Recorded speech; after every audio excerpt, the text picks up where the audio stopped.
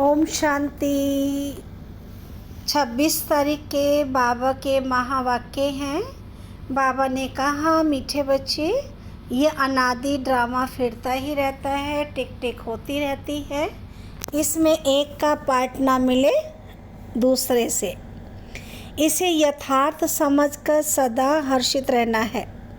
प्रश्न है, किस युक्ति से तुम सिद्ध कर बता सकते हो कि भगवान आ चुका है? किसी को सीधा नहीं कहना है कि भगवान आया हुआ है। ऐसा कहेंगे तो लोग हंसी उड़ाएंगे, टीका करेंगे, क्योंकि आजकल अपने को भगवान कहलाने वाले बहुत हैं। इसलिए तुम युक्ति से पहले दो बाप का परिचय दो, एक हद का, दूसरा बेहद का बाप। हद के बाप से हद का वर्षा मिलता है। अब बेहद का वर्षा देते हैं तो समझ जाएंगे। ओम शांति। रूहानी बाप बैठ रूहानी बच्चों को समझाते हैं। सृष्टि तो यही है, बाप को भी यहाँ आना पड़ता है समझाने के लिए। मूल वतन में तो नहीं समझाया जाता ना, स्थूल वतन में ही समझाया जाता है। बाप जानते हैं बच्चे सब पतित हैं, कोई काम के नहीं रहे हैं, इस दुनिया में दुख ही दुख है। बाप ने समझाया है, अभी तुम विषय सागर में पड़े हो, असल में तुम क्षीर सागर में थे। विष्णुपुरी को क्षीर सागर कहा जाता है। अब क्षीर का सागर तो यहाँ मिल ना सके तो तालाब बना दिया है। वहाँ तो कहते हैं दूध की नदियाँ बहती हैं, गायें भी वहाँ की फर्स्ट क्लास नामी ग्रामी है। यहाँ तो मनुष्य भी बीमार हो पड़ते हैं, वहाँ तो गाय भी कभी बीमार नहीं पड़ती, फर्स्ट क्लास होती है। जानवर आदि कोई बीमार नहीं होते हैं, जानवर आदि कोई बीमार नहीं होते हैं। यहाँ और वहाँ में बहुत फ़र्क है। ये बाप आकर बतलाते हैं, दुनिया में दूसरा कोई जानता नहीं। तुम जानते हो ये पुरुषोत्तम संगम युग है। जबकि बाप आते हैं सबको वापस ले जाते हैं। बाप कहते हैं जो भी बच्चे हैं, कोई अल्लाह को, कोई गॉड को, कोई भगवान को पुकारते हैं। मेरे नाम तो बहुत रख दिए हैं, अच्छा बुरा जो आया सो नाम रख देते हैं। अब तुम बच्चे जानते हो नाम तो बहुत रख दिए हैं। अब तुम बच्चे जानते हो बाबा आया हुआ है। दुनिया तो ये समझ ना सके, समझेंगे वही। कौन से बच्चे? जिन्होंने 5000 वर्ष पहले समझा है। इसलिए गायन है। क्या गायन है? कोटों में कोई और कोई में भी कोई। मैं जो हूँ, जैसा हूँ, बच्चों को क्या सिखलाता हूँ वह तुम बच्चे जानते हो और कोई समझ ना सके। ये भी तुम जानते हो हम कोई साकार से नहीं पढ़ते हैं, निराकार बाप पढ़ाते हैं। मनुष्य जरूर मूझेंगे, निराकार तो ऊपर में रहते हैं, वह कैसे पढ़ाएंगे? तुम निराकार आत्मा भी ऊपर में रहती हो, फिर इस तख्त पर आती हो। यह तख्त विनाशी है। आत्मा तो अकाल है, वह कभी मृत्यु को नहीं पाती, शरीर मृत्यु को पाता है। ये चैतन्य तख्त है। अमृतसर में भी अकाल तख्त है, वह तख्त है लकड़ी का। उन विचारों को पता नहीं है। अकाल तो आत्मा है जिसको कभी काल नहीं खाता। अकाल मूर्त आत्मा एक शरीर छोड़ दूसरा लेती है। उनको भी रथ तो चाहिए ना, तो निराकार बाप को भी जरूर रथ चाहिए मनुष्य का, क्योंकि बाप है ज्ञान का सागर, ज्ञानेश्वर। अब ज्ञानेश्वर नाम तो बहुतों के हैं, अपने को ईश्वर समझते हैं ना, सुनाते हैं भक्ति के शास्त्रों की बातें और नाम रखते हैं ज्ञानेश्वर, अर्थात ज्ञान देने वाला ईश्वर। वह तो ज्ञान सागर चाहिए, उनको ही गॉड फादर कहा जाता है। यहाँ तो ढेर भगवान हो गए हैं। जब बहुत ग्लानि हो जाती है, बहुत गरीब हो जाते हैं, बहुत दुखी हो जाते हैं, तभी बाप आते हैं। बाप को कहा जाता है गरीब निवाज। आखिर वह दिन आता है जो गरीब निवाज बाप आते हैं बच्चों को समझाने। जानते हैं बाप आकर स्वर्ग की स्थापना करते हैं, है ना। बाबा का काम क्या है? बाप अपना काम बताते हैं कि मेरा काम क्या है, स्वर्ग की स्थापना करना। वहाँ तो अथाह धन होता है, पैसे कभी गिने नहीं जाते।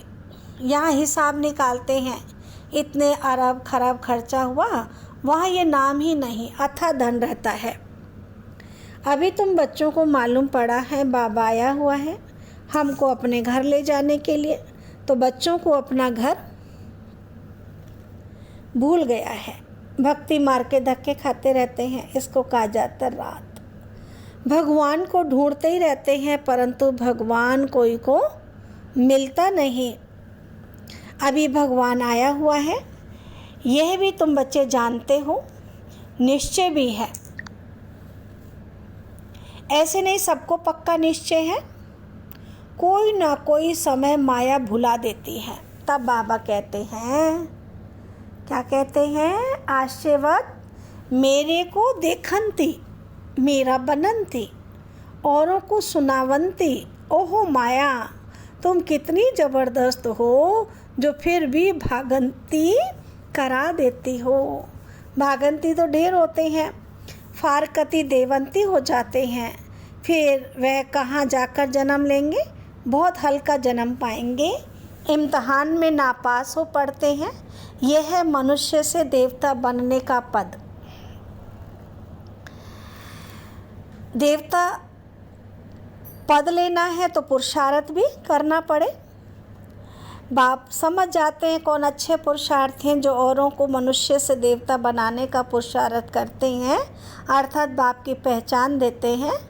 आजकल अपोजिशन में कितने मनुष्य अपने को ही भगवान कहते रहते हैं। तुमको अबलाएं समझते हैं। अब उनको कैसे समझाएं कि भगवान आया हुआ है? सीधा किसी को कहेंगे भगवान आया है तो ऐसे कभी मानेंगे नहीं, इसलिए समझाने की भी युक्ति चाहिए। ऐसे नहीं किसी को कहना नहीं चाहिए कि भगवान आया हुआ है, कहना तो पड़ेगा ना, उनको समझाना है। तुम्हारे दो बाप हैं, एक पारलौकिक है बेहद का बाप, दूसरा लौकिक हद का बाप। अच्छी रीति परिचय देना चाहिए, जो समझे कि ये ठीक कहते हैं। बेहद के बाप से वर्षा कैसे मिलता है ये कोई नहीं जानते। वर्षा मिलता है बाप से, और कोई भी ऐसे कभी नहीं कहेंगे कि मनुष्य को दो बाप होते हैं।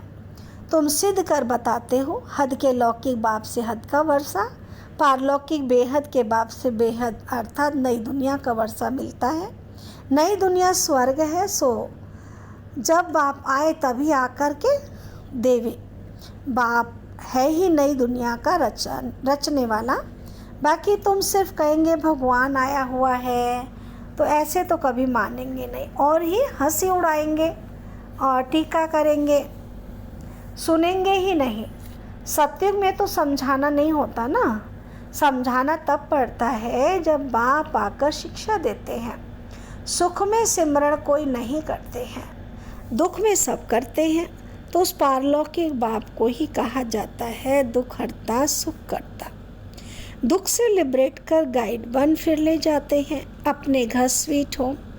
उनको कहेंगे स्वीट साइलेंस होम। वहाँ हम कैसे जाएंगे ये कोई भी नहीं जानते, ना रचता न रचना के आदि मध्यंत को जानते हैं। तुम जानते हो बाबा हमको निर्वाण धाम ले जाने के लिए आया हुआ है। सब आत्माओं को ले जाएंगे, एक को भी छोड़ेंगे नहीं। वह है आत्माओं का घर, यह है शरीर का घर।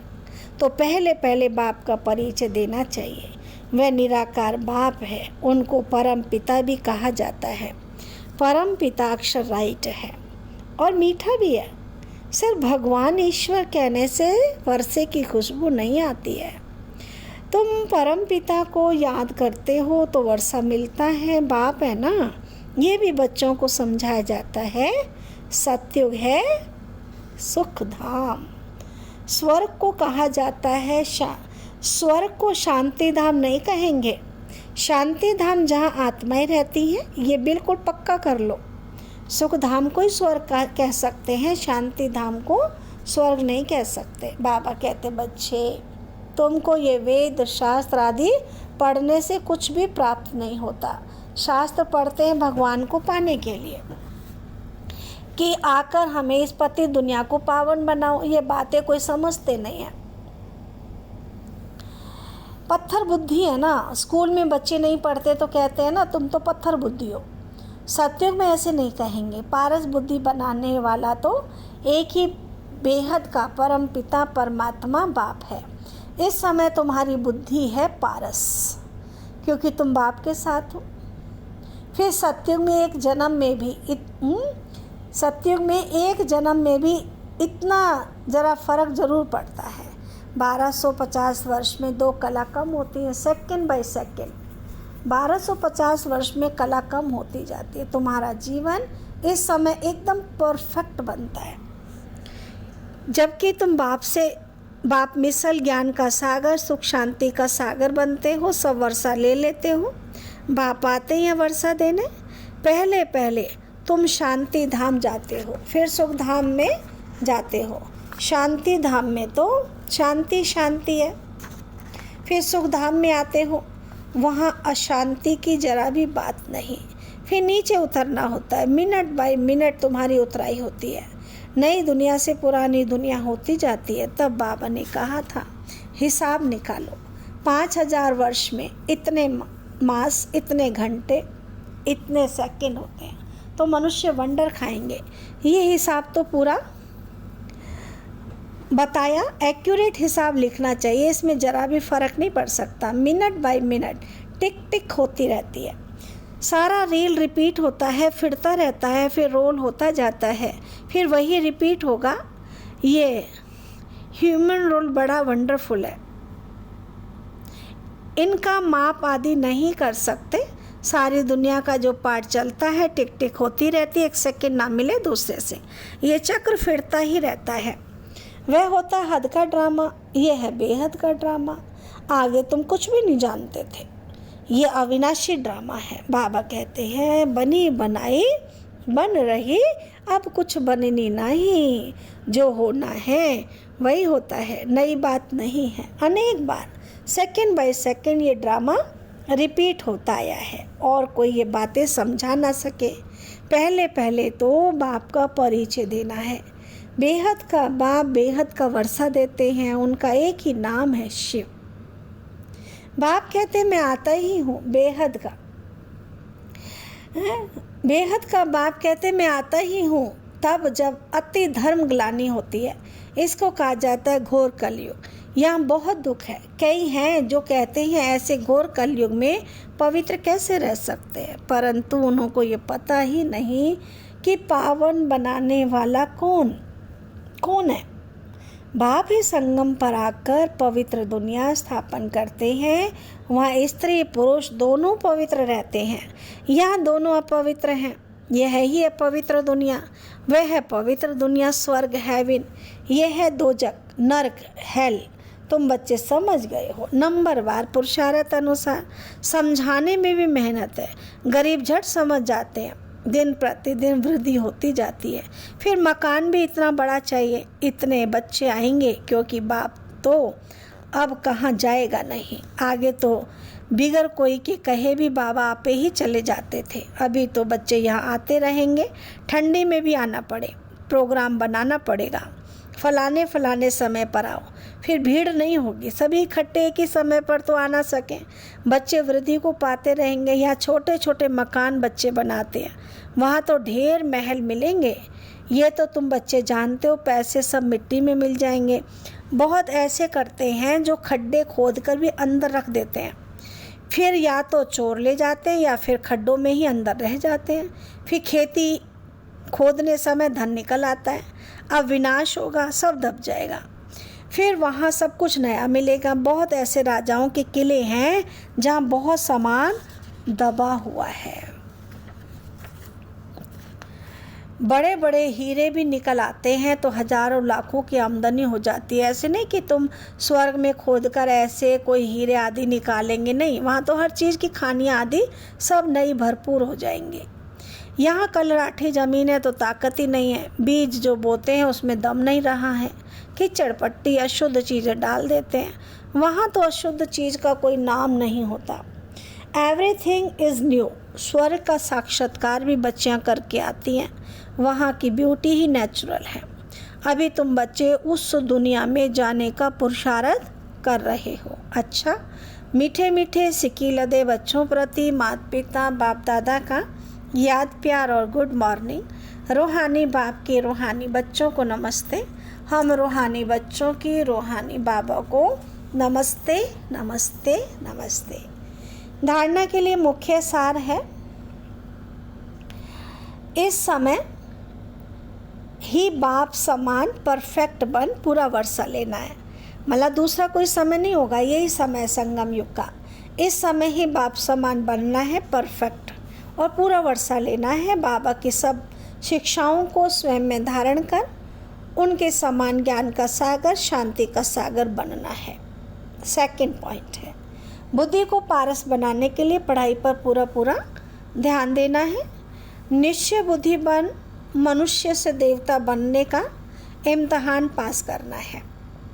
वरदान बाबा ने दिया है, निश्चित विजय के नशे में रहे, बाप की पदम गुणा मदद प्राप्त करने वाले मायाजीत भव। डिटेल है, बाप की पदम गुणा मदद के पात्र बच्चे माया के वार को चैलेंज करते हैं कि आपका काम है आना और हमारा काम है विजय प्राप्त करना। वे माया के शेर रूप को चींटी समझते हैं, क्योंकि जानते हैं ये माया का राज्य अब समाप्त होना है। हम अनेक बार के विजयी आत्माओं की विजय 100% निश्चित है। ये निश्चित का नशा बाप की पदम गुणा मदद का अधिकार प्राप्त कराता है। इस नशे से सहज ही मायाजीत बन जाते हो। स्लोगन है, संकल्प शक्ति को जमा कर स्व प्रति व विश्व प्रति इसका प्रयोग करो। संकल्प शक्ति को जमा कर स्व प्रति व विश्व प्रति इसका प्रयोग करो। ओम शांति, ओम शांति, ओम शांति।